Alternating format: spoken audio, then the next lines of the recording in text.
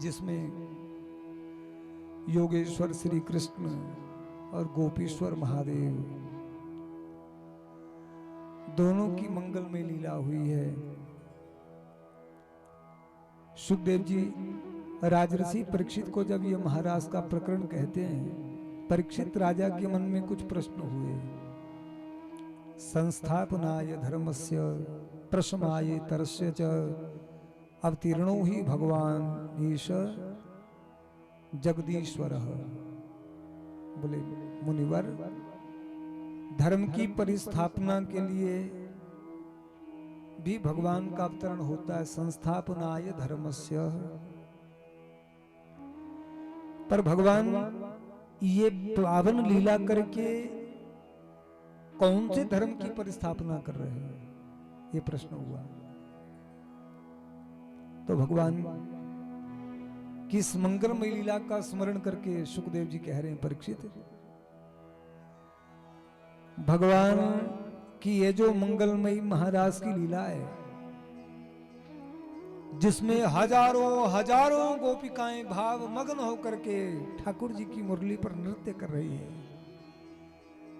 देवता भाव मग्न होकर के देख रहे हैं, और भगवान शिव भी समाधि छोड़ करके जहां भाव मग्न होकर के नृत्य कर रहे हैं। देखिए, आनंदातिरेक जब हो जाता है, आनंदातिरेक, व्यक्ति से रहा नहीं जाता है, वो रोने लग जाएगा, उसकी वाणी अवरुद्ध हो जाएगी, शरीर रोमांचित हो जाएगा और आनंद बढ़ेगा, व्यक्ति नृत्य करने लग जाएगा। बोलो, सबसे अधिक व्यक्ति नृत्य कब करने लगता है? बोले जब वो भाव मग्न हो जाता है। तो मानो ये सर्वोच्च अवस्था है। भजन करते करते इतने भाव मग्न हो गए, कोई ध्यान नहीं।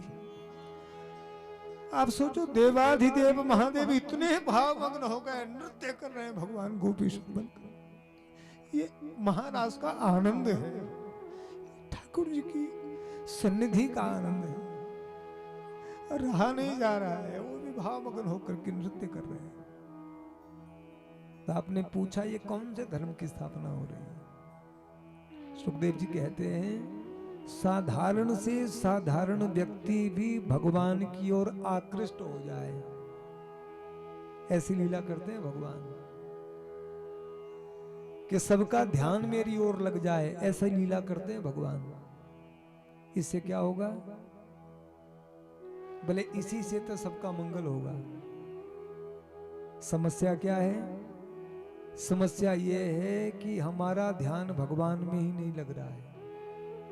पैसे में लगता है, परमेश्वर में नहीं लगता है, भोगों में लगता है, भगवान में नहीं लगता है, संसार में मन लगता है, भगवान में नहीं लगता है।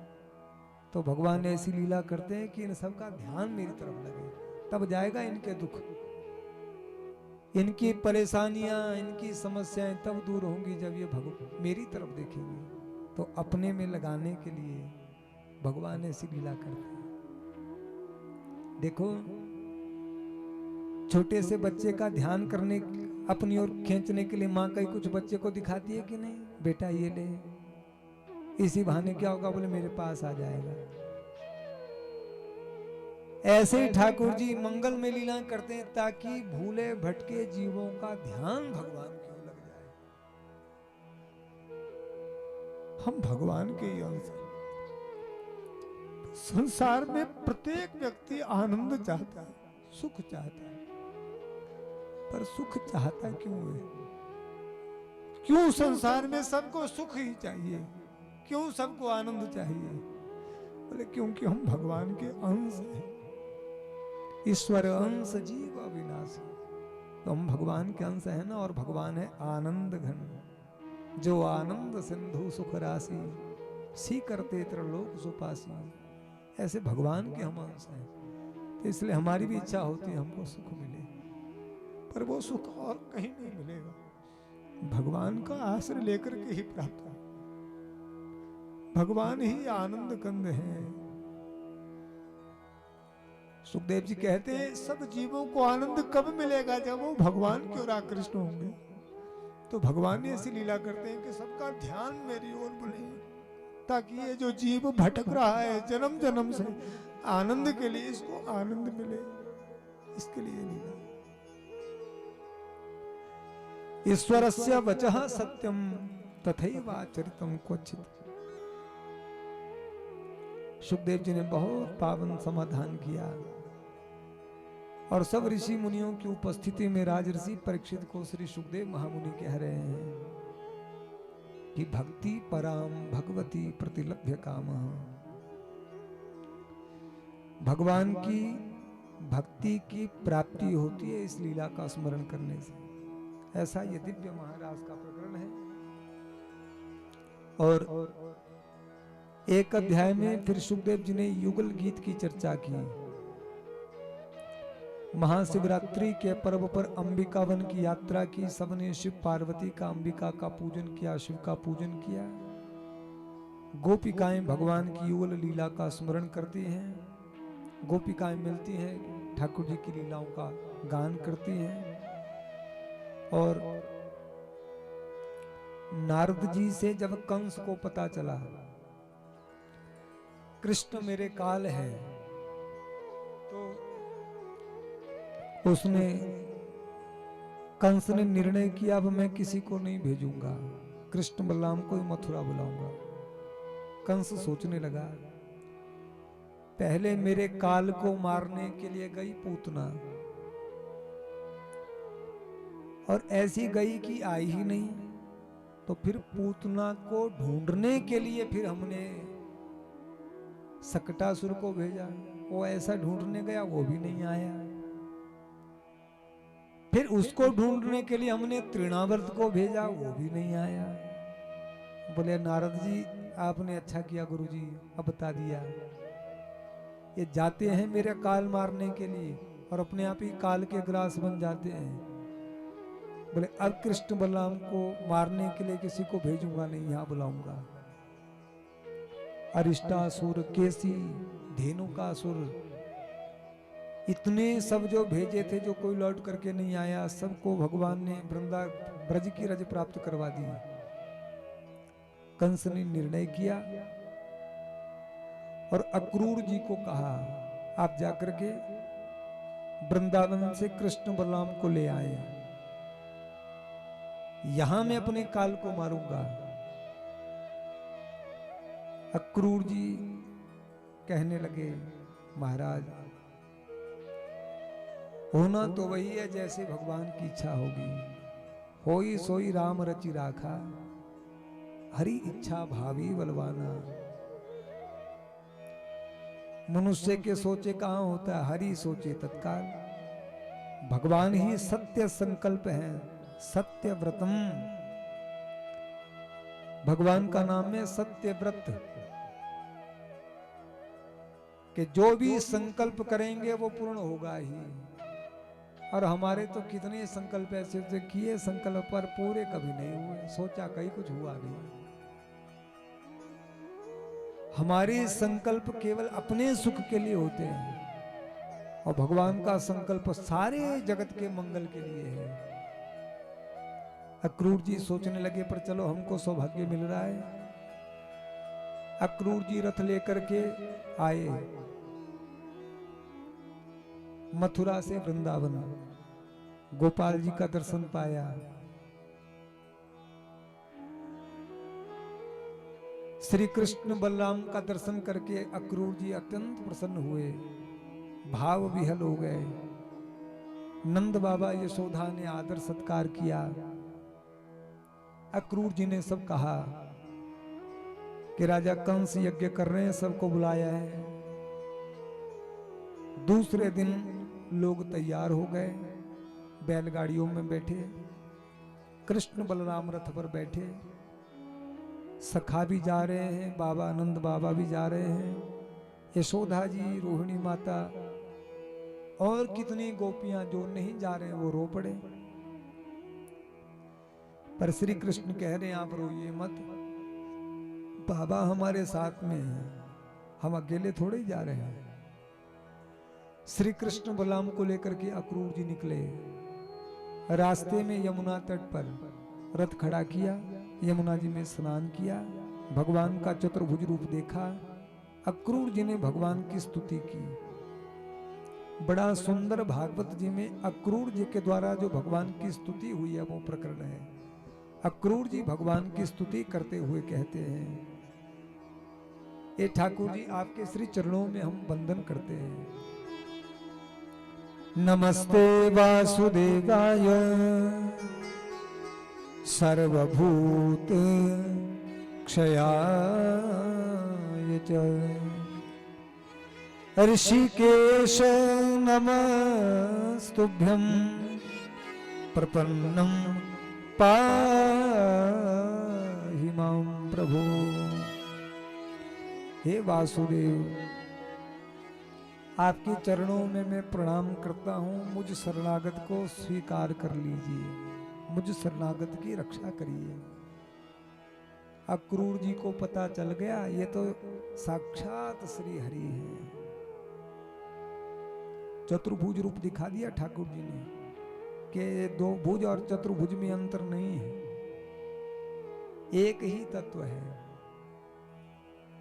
सायंकाल के समय मथुरा रथ पहुंचा। उस घाट का नाम पड़ गया विश्राम घाट। वहीं भैया दूज के दिन यमराज को तिलक लगाते हैं। उस तिथि को यमदूतिया भी बोलते हैं और भैया दूज भी बोलते हैं। यमुना जी के भाई हैं यमराज, और यमराज को जब तिलक लगाते हैं तो यमराज धर्म भाई बन गए। और बच्चों के क्या लगे? बोले मामा जी। तो बोले हमने धर्मराज को भाई बनाया है वृंदावन जाकर के, मथुरा जाकर के। अब वो क्या करेंगे? बोले हमारे बेटा बिटिया की उम्र बढ़ा देंगे। मैं मांगूंगी अपने भाई से कि भैया मेरे बच्चों की लंबी आयु बढ़ा दो। लाखों प्रतिवर्ष यमराज को जाकर के तिलक लगाती हैं बहनें, माताएं। सुखदेव स्वामी परीक्षित राजा को कहते हैं श्री कृष्ण बलराम गए देखने के लिए, बाबा से आज्ञा लेकर के, बाबा हम नगरी देखने जा रहे हैं। रामायण में देखिए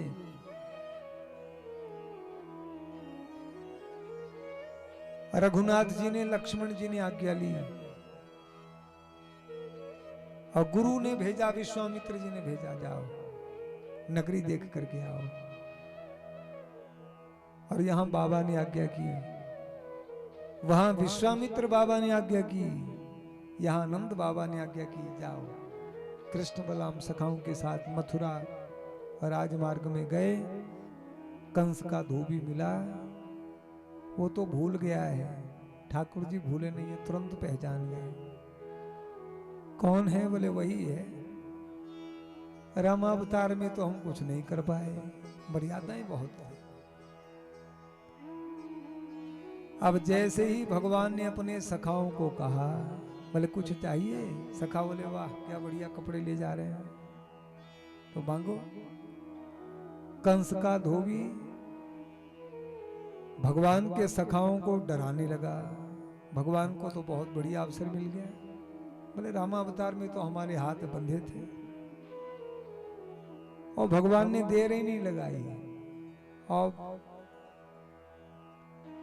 प्राण उसके निकले, बाकी तो सब भाग गए। बढ़िया बढ़िया कपड़े छांट लो, पर कोई बड़े हैं कोई छोटे हैं। एक भक्त दर्जी ने खूब सेवा कर दी, राजमार्ग में इतनी दुकानें। एक भक्त ने खूब बढ़िया पुष्पमालाएं पहनाई, 3 जगह से बकर पड़ा है, ऐसी सैरंध्री कुब्जा जा रही है। भगवान ने उसको कहा तो उसने भगवान को चंदन लगाया, वंदन किया, भगवान ने उसको सीधा कर दिया। धनुष उठाया श्री कृष्ण ने, रामावतार में भी धनुष तोड़ा है, कृष्णावतार में भी ठाकुर जी ने मथुरापुरी में धनुष तोड़ा। कंस सोया नहीं, रात भर उसको नींद नहीं आई। बोले अब मेरा काल, मैंने बहुत बड़ी गलती कर दी, अपना काल अपने आप बुला लिया। अगले दिन रंगभूमि सजी थी, पहले मल युद्ध होना है। पर श्री कृष्ण बलराम जैसे प्रवेश करने लगे तो हाथी को खड़ा कर दिया द्वार पर। श्री कृष्ण बलराम समझ गए और उन्होंने हाथी के दांत पकड़ लिए, तोड़ दिए, अंदर गए। कंस ने मुष्टिक चाणूर को इशारा किया, मल युद्ध हुआ। लोग कहने लगे कहां छोटे छोटे बच्चे और कहां बड़े बड़े पहलवान। सबको श्री ठाकुर जी अलग अलग दिख रहे हैं। जाकी रही भावना जैसी, प्रभु मूरत देखी तिन तैसी। यो यथा माम प्रपद्यन्ते तांस्तथैव भजाम्यहम्। यो यस् श्रद्धस्यैव हि, गीता जी में ठाकुर जी कहते हैं जिसकी जैसी श्रद्धा होती है ना उसको भगवान वैसे दिखते हैं। तो जिस जिसकी जैसी श्रद्धा थी उसको ठाकुर जी वैसे दिख रहे हैं। बोले कईयों को ठाकुर जी कैसे दिख रहे हैं? बोले कितना प्यारा बच्चा है। और जो वहां बड़े बड़े कर्मकांडी लोग हैं मथुरा के, उन ब्राह्मण देवताओं को क्या दिख रहा है? हमारे यज्ञ नारायण प्रकट हो गए हैं, हम धन्य हो गए इनका दर्शन पा करके। लेकिन कंस को क्या दिख रहा है? अरे ये तो मेरे प्राण, ये तो मेरा काल है। तो एक ही भगवान सबको अलग अलग दिख रहे हैं। मुष्टिक चाणूर को मार करके भगवान जैसे ही कंस की ओर बढ़े, उसने अपने सैनिकों से कहा पकड़ो। इतने सैनिक मिलकर के पकड़ नहीं पाए, पर भगवान ने कंस को पकड़ा, एक ही प्रहार से मार दिया। देवताओं ने पुष्प वृष्टि, फूल गिराए मथुरापुरी के ऊपर। मथुरा के लोग कुशासन से मुक्त हो गए। इतने कष्ट में हैं सब लोग, यहां तक कि कंस ने अपने पिता को भी जेल में बंद कर दिया, बेड़ियों में डाल दिया। जो अपने पिता के प्रति इतना क्रूर है, अपनी बहन को जेल में डाल दिया, देवी देवकी वसुदेव जी को, तो प्रजा कितने दुख में है। पर आज जैसे ही कंस के प्राण निकले, इतने सैनिक बचा नहीं पाए, क्योंकि भगवान काल बन करके आए हैं। कुरुक्षेत्र की भूमि में अर्जुन को भगवान श्री कृष्ण बोले, अर्जुन तुम युद्ध नहीं भी करोगे तो भी बचने वाला कोई नहीं है। क्यों? बोले मैं काल बन करके प्रकट हुआ हूं। परित्राणाय साधूनाम विनाशाय च दुष्कृताम धर्म संस्थापनार्थाय संभवामि युगे युगे। भगवान की प्रतिज्ञा है, अर्जुन की प्रतिज्ञा थोड़े ही है। तुम तो निमित्त बन जाओ, बाकी स्थापना हम ही करेंगे धर्म की। भगवान ही धर्म के प्रेरक हैं, भगवान ही धर्म के रक्षक हैं, और भगवान ही धर्म के फल हैं। देवी देवकी वसुदेव जी को जेल से मुक्त किया गया। ठाकुर जी ने प्रणाम किया, मां ने हृदय से लगाया। नंद जी कृष्ण बलराम को सौंप करके लौटे। ब्रजवासियों को पता चला कृष्ण पढ़ने गए हैं। भगवान उज्जैन गए। वसुदेव जी ने, मां देवकी ने सब प्रबंध किया। लाला के पढ़ने की उम्र है, उज्जैन में पहुंचे हैं भगवान, और वहां गुरु जी की सेवा की। रामावतार में आप देखिए रघुनाथ जी कितनी सेवा गुरु जी की करते हैं। गुरु जी के चरण दबाते हैं, और गुरु जी जब सो जाते हैं तो रघुनाथ जी सोते हैं, और सुबह गुरु जी के उठने से पहले उठ जाते हैं। उज्जैन में सांदीपनी महर्षि की ठाकुर जी ने सेवा की, गुरु सेवा की। हम निवेदन कर रहे थे, भगवान का दर्शन होता है बाद में, पहले गुरु दर्शन, फिर गुरु जी का मार्गदर्शन, फिर भगवान का दर्शन। श्री कृष्ण ने गुरु सेवा की। क्या आवश्यकता है भगवान को ये करने की? बोले बता रहे हैं, भगवान बता रहे हैं कि सेवा का क्या महत्व है, सेवा की कितनी महिमा है, सेवा धर्म कितना श्रेष्ठ है। हनुमान जी रघुनाथ जी के दास्य भक्ति के आचार्य हैं श्री हनुमान। कौन सी भक्ति चुनी हनुमान जी ने? ठाकुर जी की सेवा। और कैसे सेवा करनी चाहिए इसका आदर्श बताया। ठाकुर जी ने 64 दिन तक वहां रह करके विद्या प्राप्त की। सांदीपनी महर्षि का पुत्र गुम हो गया था, गुरु मां रोई, ठाकुर जी को दुख सुनाया। ठाकुर जी गुरु पुत्र लेकर के आए, पंचजन्य शंख भी लाए। गुरु जी ने आशीर्वाद दिया। श्री कृष्ण हाथ जोड़ करके बोले, गुरु जी हम आपके ऋण से उऋण नहीं हो सकते। सांदीपनी महर्षि ने ठाकुर जी को हृदय से लगाया और कहा, हे गोपाल, आप इस ज्ञान को सारे जगत में बांटना। वही दिव्यतम ज्ञान कुरुक्षेत्र की भूमि में भगवत गीता के माध्यम से सारे जगत को भगवान ने प्रदान किया है। बोले ठाकुर जी हमारे गुरु जी हैं। देखो भाई, कई लोगों का मन होता है कि हम गुरु जी बनाएं, पर वो सोचते हैं कि क्या करें, हमारा किसी के प्रति ऐसा भाव नहीं बन रहा है। सोचा तो है पर वैसे कोई गुरु जी नहीं मिल रहे, किसी के प्रति वैसा भाव बन नहीं रहा है, किसको गुरु बनाएं।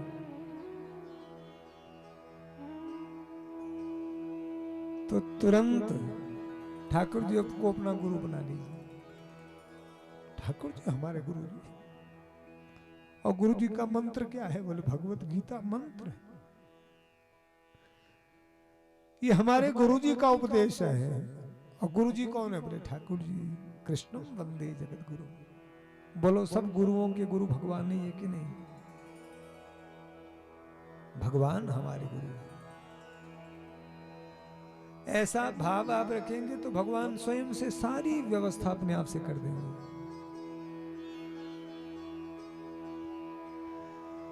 अर्जुन ने भगवान को गुरु बनाया, कहां कमी रही? करिष्ये वचनम तव। कुछ बात समझ में ना आए, ठाकुर जी के चरणों में बैठ जाओ। ये ठाकुर जी आप हमारे गुरु हैं। कार्पण्य दोषोपहत स्वभाव पृच्छामि त्वं धर्म समूढ़ चेता यश्रेष्यानिश्चितं ब्रूहि तन्मे शिष्यस्ते हम साधि माम त्वं प्रपन्न। हमें कुछ समझ में नहीं आ रहा है प्रभु, क्या करें? हमसे ना कोई साधन भजन हो रहा है, ना और कोई दोष विकार छूट रहे हैं। हे ठाकुर जी आप कृपा करके बताइए। भगवान को गुरु बना लीजिए। और श्री कृष्ण जब लौट करके आए हैं, माँ देव की बड़ी प्रसन्न हुई। वसुदेव जी भगवान ने प्रणाम किया, माँ ने आरती उतारी। सब लोग बड़े प्रसन्न हैं। मथुरा में भगवान आ गए गुरुकुल से 2 महीने के बाद। श्री कृष्ण ने उद्धव जी को भेजा वृंदावन मथुरा से। उद्धव जी नंद बाबा से यशोदा जी से मिले और मिलकर के उद्धव जी ने मैया यशोदा को, नंद जी को ये बताए कि कृष्ण गुरुकुल से आ गए हैं, आपको बहुत याद करते हैं। तो मैया यशोदा और नंद जी खूब रोने लग गए। उद्धव, कृष्ण बलराम के बिना हमारा मन नहीं लगता, कब आएंगे वो वृंदावन? उद्धव जी उनका भाव देख करके सोचने लगे, इनको क्या हम उपदेश करें? ये कितने भाग्यशाली हैं भगवान के प्रति क्या विशुद्ध वात्सल्य प्रेम इनके हृदय में। वेद जिनकी महिमा गाते गाते थकते नहीं है, और नंद जी कहते हैं वो तो मेरा लाला ही है। कितना विशुद्ध इनका वात्सल्य प्रेम है, क्या विशुद्ध भाव है। सारी दुनिया जिन भगवान से कुछ ना कुछ मांगती है, पर नंदी यशोदा जी को कुछ नहीं चाहिए। ये तो हमारा बेटा है, ये तो हमारा लाला है, हमको मांगना नहीं है, हमको तो अपने लाला को देना है। माता पिता ये नहीं सोचते हम अपने बेटा से बिटिया से क्या मांगेंगे, ये सोचते हैं हम इनको क्या दे दें। देखो कितने लोग नन्हे से गोपाल जी का पूजन करते हैं, बड़े बड़े महात्मा नन्हे नन्हे से गोपाल जी का, लड्डू गोपाल का पूजन करते हैं। क्यों? बोले देखो लाला छोटे हैं, हमारे ठाकुर जी छोटे से बच्चे, हम इनसे कुछ मांगेंगे नहीं, बल्कि हम तो इनकी सेवा करेंगे। बच्चे से मांगा नहीं जाता, बच्चे को दिया जाता। इस भाव से कितनी निष्कामता आएगी। हमको देना है, लेना नहीं है ठाकुर जी से। उद्धव जी बोले इनको क्या ज्ञानोपदेश करें, ये कितना प्रेम, चाहते कुछ नहीं है, हम क्या सेवा ठाकुर जी की करनी। उद्धव जी गोपियों से मिले, गए थे उद्धव जी एक दिन के लिए, और उद्धव जी वहां पर 6 महीने रहे। उद्धव जी ने कहा भगवान सर्वव्यापक है गोपियों, ऐसा मत सोचना आपको वो मथुरा चले गए आपको छोड़ के। गोपियों ने कहा उद्धव हम तो जहां देखती आंखें बंद करती हैं तो ठाकुर जी दिखते हैं, आंखें खोलती हैं तो ठाकुर जी दिखते हैं। एक भंवरा आया तो गोपियों उस भंवरे को देख करके भी उद्धव जी के सामने कहने लग गई, मधुप की तब बंधो मास प्रिशांग्री पत्न्याम। भ्रमर गीत गाया, उस भ्रमर गीत में गोपिकाएं भगवान को कुछ उलाहना दे रही हैं। और बड़ी सुंदर बात देखो क्या है, गोपियां उद्धव जी से एक बार भी नहीं कह रही हैं कि हमको भगवान से हमको बड़ी नाराजगी है। गोपियां कह रही है उद्धव हमको ठाकुर जी इतने प्यारे लगते हैं कि श्री कृष्ण की प्रसन्नता ही हमारी प्रसन्नता है। दूर नहीं है वृंदा, दूर नहीं है मथुरा, पर गोपियां बोली हम फिर भी नहीं जाते। क्यों? बोले अगर ठाकुर जी वहां मथुरा में प्रसन्न है तो उनकी प्रसन्नता ही हमारी प्रसन्नता है। हमसे दूर बैठ करके अगर वो प्रसन्न है तो उनकी प्रसन्नता ही हमारी प्रसन्नता है। बच्चे की प्रसन्नता ही मां की प्रसन्नता होती है।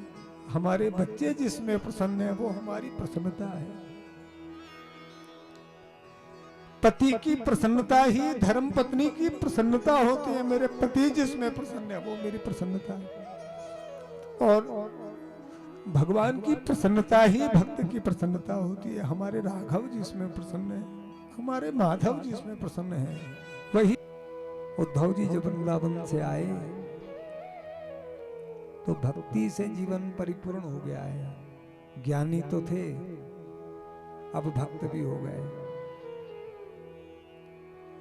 भगवान ने उद्धव जी को मानो भेजा ही इसलिए है, बोले उद्धव ज्ञानी तो है पर प्रेम को नहीं समझता, भाव को नहीं समझता। तो उद्धव गोपियों का संवाद है, कोई विवाद नहीं हुआ है। इस संवाद में तो भक्ति और ज्ञान का संगम हुआ है।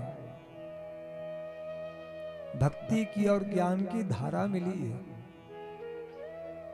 जैसे गंगा जी, यमुना जी, सरस्वती प्रयागराज में मिलती हैं तो वो तीर्थ नहीं है, वो तीर्थों के राजा हो गए। हरिद्वार में केवल गंगा जी हैं पर प्रयागराज में तीनों हैं, तो ज्यादा महिमा हुई कि नहीं? ऐसे ही भक्ति और ज्ञान का संयोग, ज्ञान का संगम हुआ है। उद्धव जी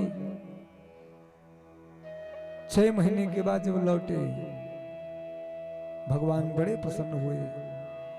उद्धव जी ने बताया, सब लोग प्रभु, हम तो उनकी भक्ति देख करके, हम तो भगवान से ऐसी प्रार्थना करके आए हैं, आपके चरणों में ऐसे हम प्रार्थना करके आए हैं कि अगले जन्म में हमको वृंदावन वास देना।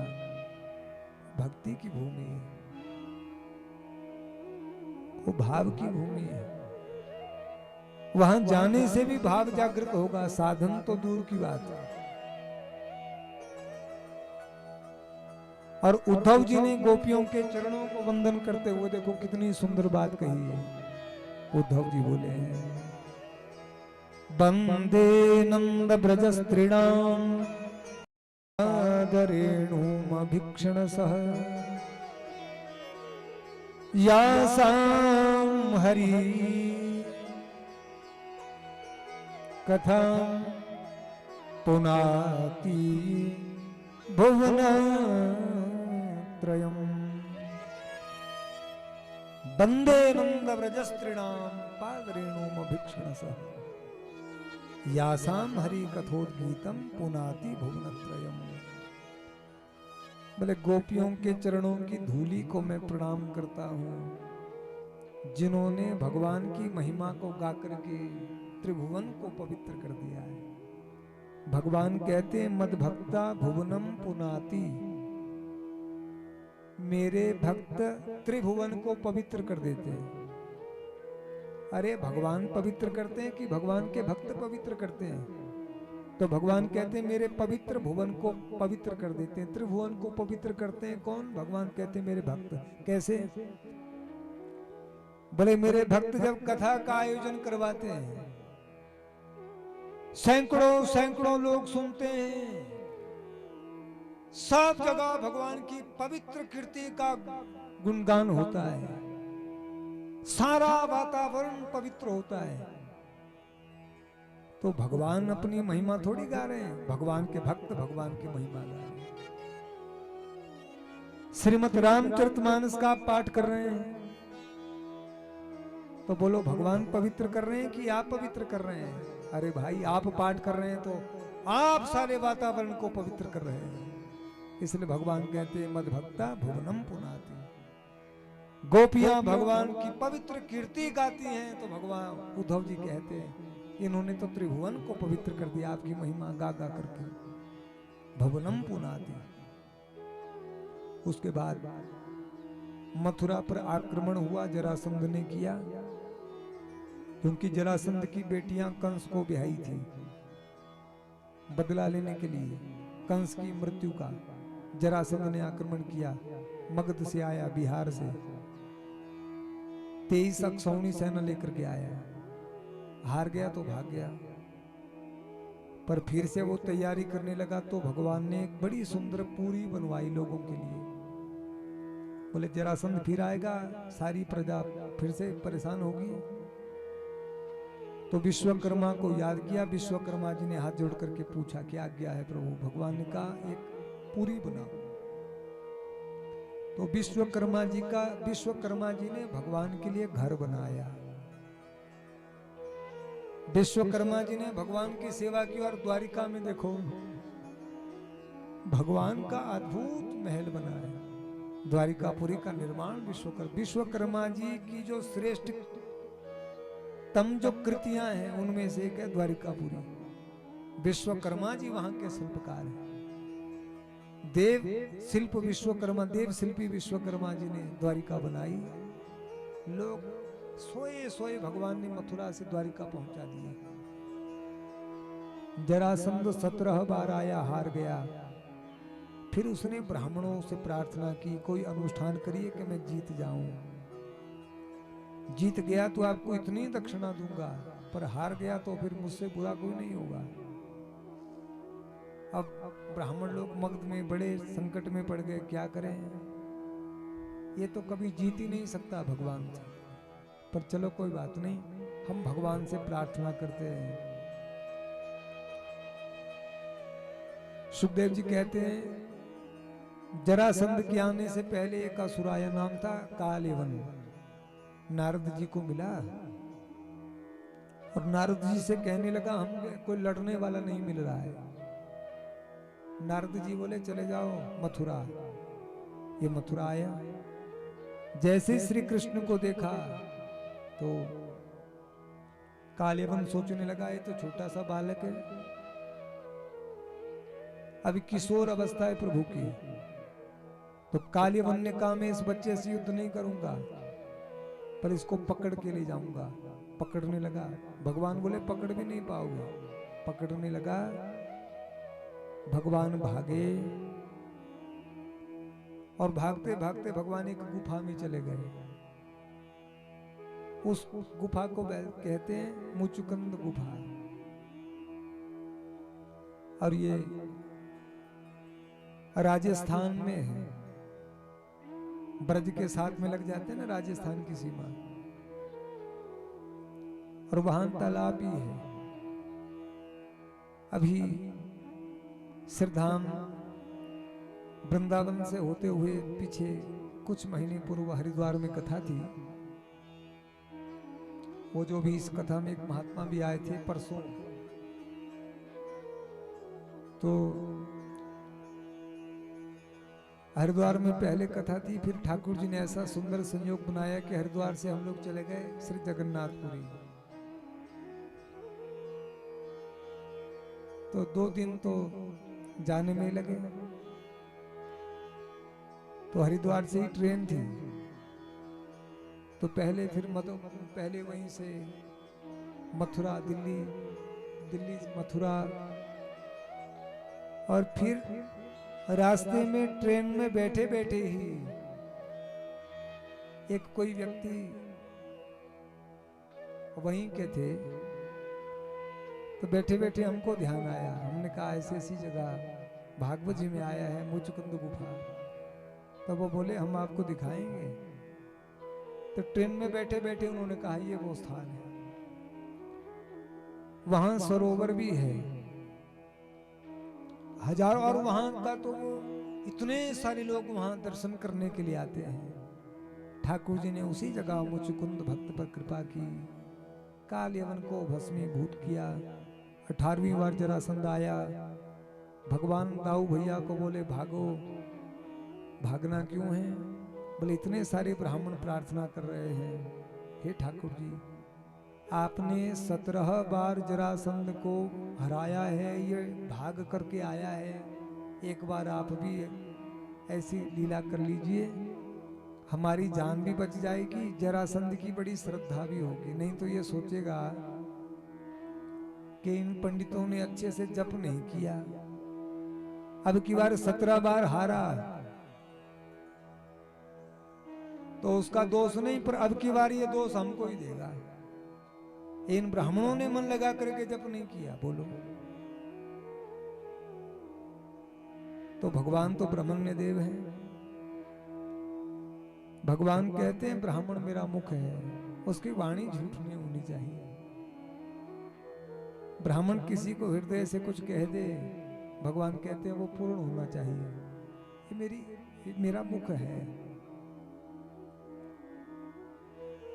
तो भगवान ने उनकी लाज रखने के लिए युद्ध भूमि में से भागे। जरासंध हैरान हो गया कि 17 बार इन्होंने मेरी इतनी बड़ी सेना को परास्त कर दिया, मुझे जान बचाने के लिए भागना पड़ा 17 बार, और अब की बार कृष्ण मुझे देख करके भाग गए। बोले जय हो, इन ब्राह्मण देवताओं ने क्या बढ़िया जप किया है। और ये था ही ब्राह्मणों की प्रार्थना का बल। विप्रों ने प्रार्थना की, हे ठाकुर जी आप भाग जाना, और ठाकुर जी ने स्वीकार कर लिया। देखिए, एक बहुत ध्यान से समझने की बात है आप हम लोगों के लिए। ब्राह्मण देवता बड़े नियम पूर्वक करें,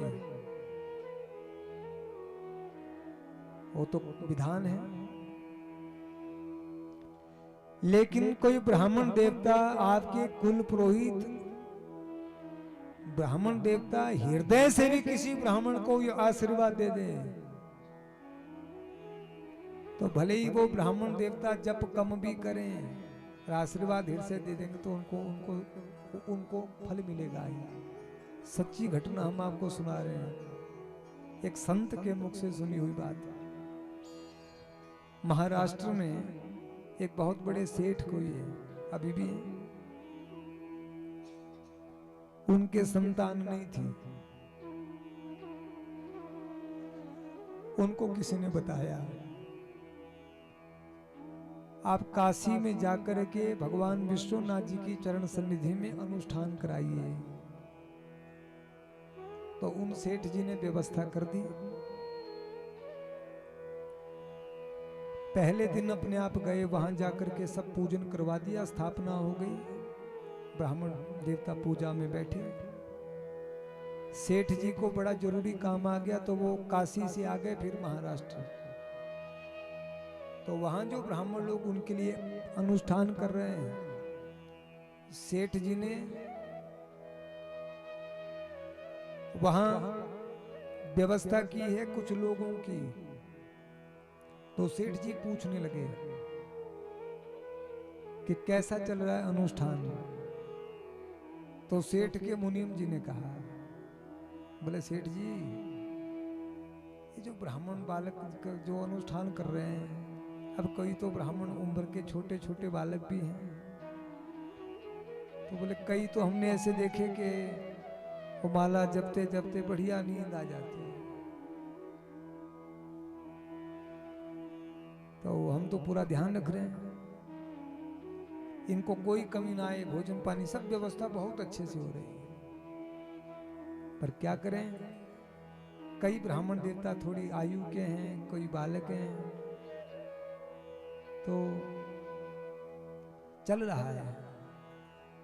सेठ जी ने यही पूछा कि अच्छा और क्या करते हैं। बोले सेठ जी ये तो हमको पता नहीं कि दिन में कितनी माला जपते हैं, पूरा करते हैं कि कितना करते हैं, पर शाम को हमने देखा जब ये आरती करते हैं तो उसके बाद कहते हैं हे विश्वनाथ बाबा, जो सेठ जी करवा रहे हैं पुत्र के लिए ये यज्ञ, संतान के लिए, उनके संतान हो जाए। बोले ऐसी प्रार्थना करते। सेठ जी बोले बस वो कितना जप कर रहे हैं कितना नहीं कर रहे हैं, पर रोज हमारे लिए प्रार्थना कर रहे हैं। और उनके 1 वर्ष के बाद संतान हो गई। बिल्कुल सच्ची घटना है। हृदय से भी आशीर्वाद कोई विप्र दे दे वो भगवान उसको पूर्ण करेंगे। भगवान कहते हैं मेरा मुख ब्राह्मण, इतनी सामर्थ्य प्रार्थना की। श्री सुखदेव जी कह रहे हैं भगवान द्वारिका पहुंचे, बलभद्र जी का विवाह रेवती जी के संग में हुआ और श्री कृष्ण का मंगलमय विवाह रुक्मणी जी के साथ जो संपन्न हुआ। विदर्भ देश की राजकुमारी हैं रुक्मणी जी। भीष्मक महाराज भी चाहते थे द्वारिकाधीश को हम अपनी बेटी ब्याहें, पर भीष्मक महाराज का जो बेटा है ना रुक्मणी जी का बड़ा भाई, उसकी मित्रता है शिशुपाल से।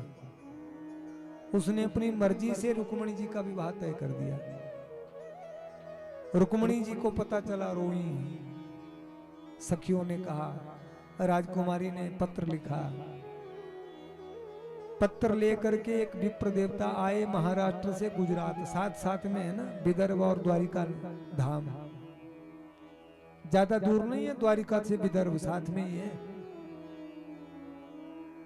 तो विप्र देवता पत्र लेकर के पहुंचे द्वारिकाधीश के पास। द्वारिकाधीश ने पत्र देखा, रुक्मणी जी ने वो पत्र लिखा है। कहती है हे द्वारिकानाथ, मैंने जब से आपकी कथा सुनी है तब से संकल्प किया है कि इस जीवन में आप ही की सेवा करूंगी। आपके अतिरिक्त मेरा मन अब कहीं नहीं लगता। और कहती है ऐसा भी नहीं लगता मुझे कि इसी जन्म में मैं आपकी सेवा करना चाह रही हूं। मुझे लगता है कई जन्मों से हमारा संबंध, कई जन्मों से हमारा रिश्ता है। रुक्मिणी जी पत्र में लिख रही है, श्रुत्वा भुवन सुंदरम शरणवताम ते। आपकी महिमा सुनकर के कौन आपकी सेवा नहीं करना चाहेगा, कौन आपका वर्ण नहीं करना चाहेगा। रुक्मिणी जी ने पत्र में लिखा, अपना सब दुख सुनाया, ऐसी ऐसी बात हो गई है, मैं प्राण त्याग दूंगी, पर केवल और केवल आप ही का मैंने वर्ण किया हृदय से। प्रभु मैंने तो आपको ही अपना सर्वस्व मान लिया है, बस आप अब मुझे स्वीकार कर लीजिए। मैं तो तैयार बैठी हूं, पर आप मुझे स्वीकार कर लीजिए। भगवान ने पत्र पढ़ा, अपने सारथी को कहा और विप्र देवता को लेकर के चले भगवान। विदर्भ पहुंचे, भीष्मक महाराज अत्यंत प्रसन्न हुए, स्वागत किया, किसी को पता ही नहीं चला रुक्मिणी जी ने ऐसा सा पत्र दिया है। भगवान का दिव्य भव्य स्वागत सत्कार हुआ। और देखो इतना पहरा लगा था, तब भी भगवान रुक्मिणी जी को ले गए। रुक्मिणी जी ने कहा कि मेरा हरण करके ले चलिए। क्यों? बोले मैं नहीं चाहती कि कोई मारा जाए, आप से यदि कोई युद्ध करेगा तो कौन जीत सकता है, और प्रभु ये सब मेरे अपने हैं, मैं नहीं चाहती मेरे मायके में कोई खून खराबा हो। भगवान रुक्मिणी को हरण करके ले चले, और जैसे ही भगवान के रुक्म ने पीछा किया, रुक्मिणी जी बोलिए मारिएगा नहीं, मेरा भाई है। और शिशुपाल तो बड़ा रोने लगा। रो क्यों रहा है? शिशुपाल कहने लगा, हो हमने इतने दिनों से तैयारी की, दूल्हा बने, और रुक्मिणी का हरण कर लिया कृष्ण ने। तो जरासंध कहता है, अरे कोई बात नहीं। शिशुपाल कहता है मैं हार गया कृष्ण से। जरासंध कहता है कोई बात नहीं, तू तो एक बार हारा, मैं तो 17 बार हारा, कोई बात नहीं। और कर्मों का फल है। यही शिशुपाल त्रेता में जो द्वापर में जो शिशुपाल बना, बोले त्रेता में था रावण, और जानकी जी का हरण किया कि नहीं? अब की बार खूब बढ़िया देखो, मेहंदी लगी है, दूल्हा बना है, और खाली हाथ लौट के आया। सुखदेव स्वामी राजर्षि परीक्षित को कह रहे हैं, माधवपुर में भगवान रुक्मिणी जी को लेकर के आए, और कितनी अद्भुत बात है कि जिनकी बिटिया का हरण हुआ है, जो रुक्मिणी जी को भगवान ले गए, उनके माता पिता इतने प्रसन्न हैं। बोले हम तो कुछ कर नहीं पाए, कितनी कृपा ठाकुर जी ने की, हमारी कन्या सर्वथा ठाकुर जी के ही योग्य है, हम कितने भाग्यशाली हैं, द्वारिका नाथ हमारे दामाद बने। उनको संदेश मिला, वसुदेव जी ने बड़ी विनम्रता पूर्वक संदेश दिया कि आपकी बिटिया है, आपकी आज्ञा के बिना कैसे संपन्न होगा कन्यादान। भीष्मक महाराज बड़े प्रसन्न हुए, बोले यही प्रार्थना है, कन्यादान हम अपने हाथों से करेंगे, ताकि इससे बढ़कर के क्या प्रसन्नता हो सकती है। दोनों कुल वंश इतने पवित्रतम है, ऐसा सुंदर संयोग कहां और हो सकता है। रुक्मिणी जी सर्वथा ठाकुर जी के योग्य हैं, और कन्या पक्ष के लोग आए, विधिवत भीष्मक महाराज ने कन्यादान किया।